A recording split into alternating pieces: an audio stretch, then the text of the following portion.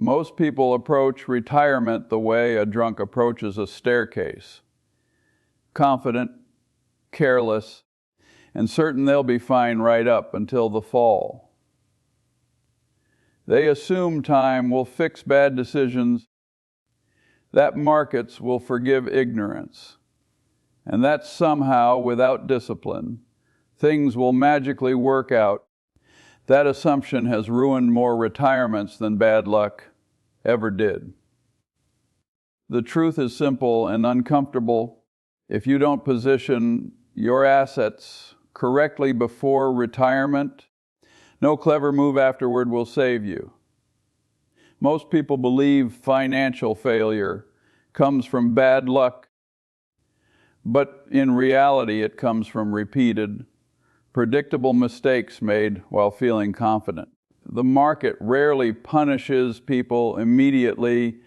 It allows them to feel smart long enough to stay foolish. That delay is what ruins them. Before you think about growing wealth, you must first remove the behaviors that quietly destroy it. Leverage used without discipline, chasing fashionable ideas, and confusing speculation with investment are not bold moves. They are slow motion disasters. The uncomfortable truth is that avoiding stupidity requires more effort than chasing opportunity. It demands patience when others are excited, restraint when stories sound convincing, and humility when you don't fully understand what you're buying.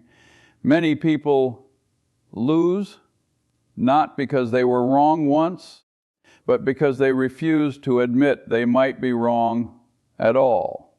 Ego is far more expensive than any market correction. Emotional decisions are particularly dangerous because they feel justified in the moment.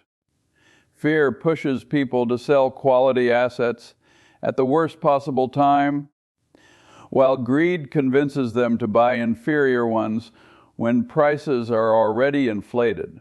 The market exploits human psychology with remarkable consistency. If you do not design rules to protect yourself from your own emotions, no amount of intelligence will save you. Another common error is believing complexity equals sophistication. Complicated strategies often hide fragile assumptions. Simple ideas, executed consistently over long periods, outperform clever plans that rely on perfect timing. If you cannot explain why an asset will endure in plain language, you have no business owning it. Success in investing is not about brilliance, it is about endurance. The goal is to stay in the game long enough for compounding to work. Every avoided mistake compounds just as powerfully as every good decision. Protecting what you already have is not conservative. It is intelligent.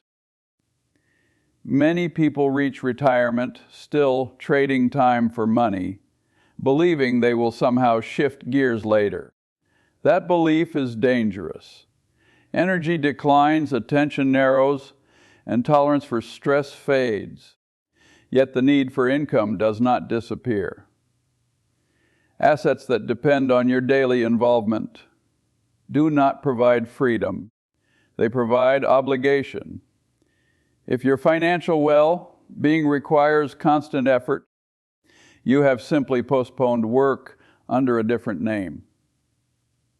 Ownership is fundamentally different from activity. Productive assets generate cash without asking for your presence, your mood, or your health. Run businesses, durable income streams, and investments with structural advantages continue operating regardless of whether you are paying attention. This is not about chasing the highest return. It is about building reliability. In retirement, reliability matters more than brilliance. A common mistake is mistaking motion for progress. Frequent buying and selling creates the illusion of control, while quietly increasing risk and costs. True ownership allows time to do the heavy lifting. Compounding works best when it is left undisturbed. The greatest advantage long-term investors have is not insight, but patience combined with inactivity. Another overlooked danger is owning assets. You do not understand simply because others appear to profit from them. When income comes from a source you cannot explain, confidence vanishes the moment conditions change.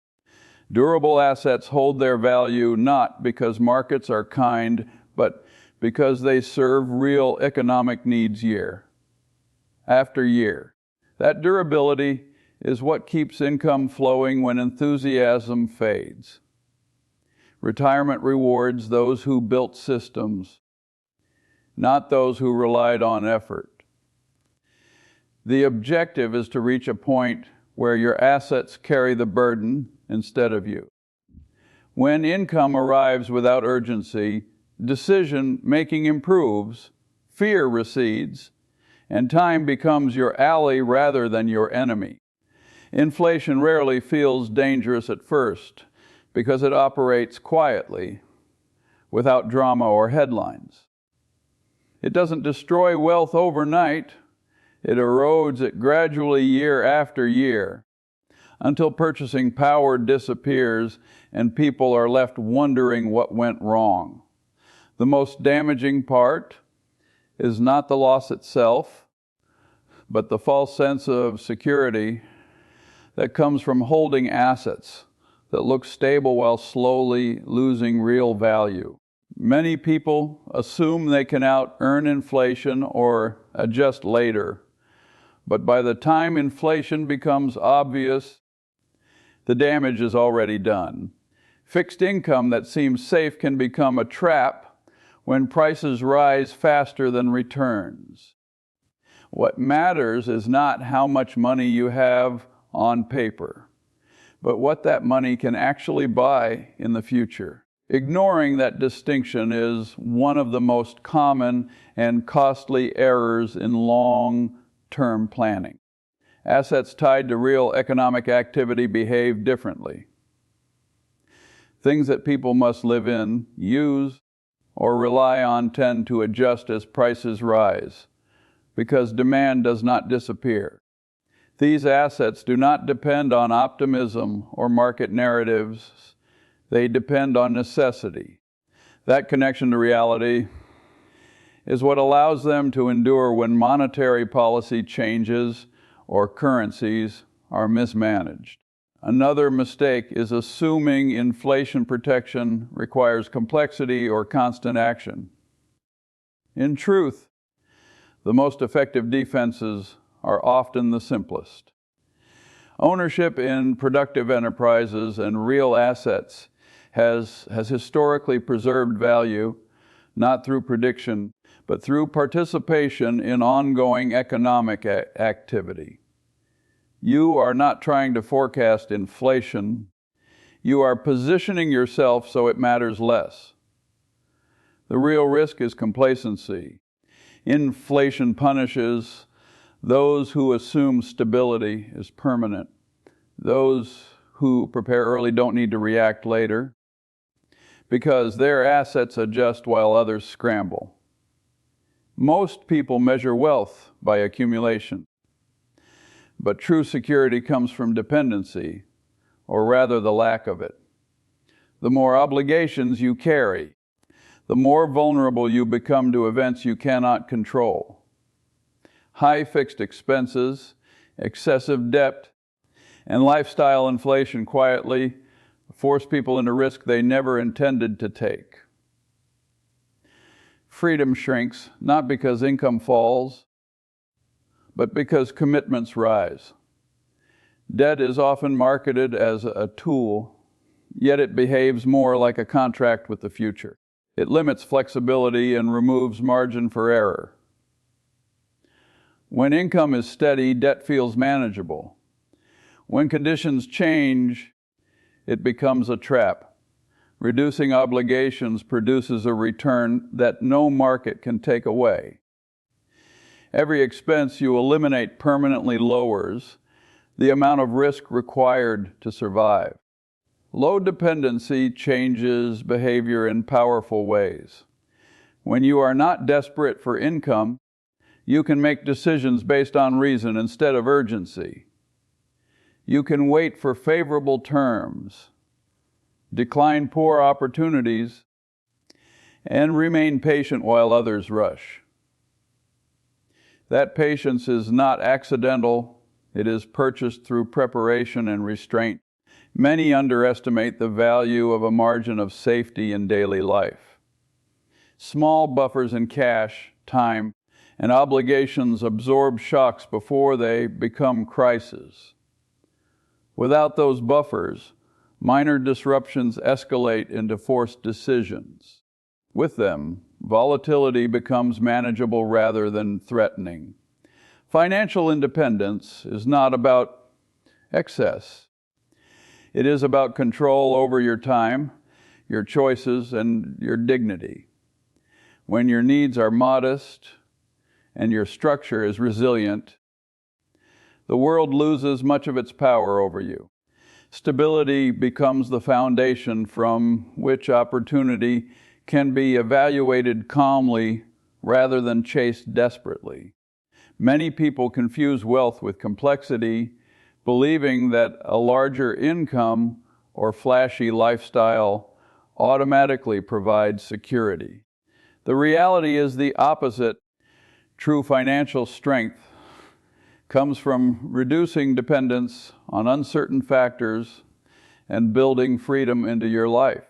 High fixed expenses, recurring obligations, and leveraged positions quietly erode independence. The more you need to maintain your standard of living, the more vulnerable you become to events outside your control, and the more pressure you place on every financial decision. Debt is often sold as a shortcut to prosperity, but it is rarely that. It binds you to schedules, to interest payments, and to circumstances you may not anticipate. Even a modest downturn can magnify its risk, forcing you to make decisions under stress rather than strategy. Reducing obligations is like creating a permanent risk-free return on your money. Every dollar of expense eliminated lowers the burden of risk you carry, and increases your optionality in the future. Low dependency does more than protect against loss. It improves judgment. When you are not desperate for returns or pressured to meet commitments, you can wait patiently for the right opportunities, act deliberately, and avoid emotional mistakes that destroy wealth. The ability to decline bad deals or hold off during market panic is a competitive advantage that cannot be replicated by intelligence alone. A margin of safety in daily life, through liquidity, minimal debt, and controlled expenses, transforms uncertainty into manageable volatility. The fewer resources you must rely on to maintain security, the more resilient you become, and the more your freedom compounds. Independence is the most underappreciated asset, providing both resilience and the clarity to act decisively when opportunity arises.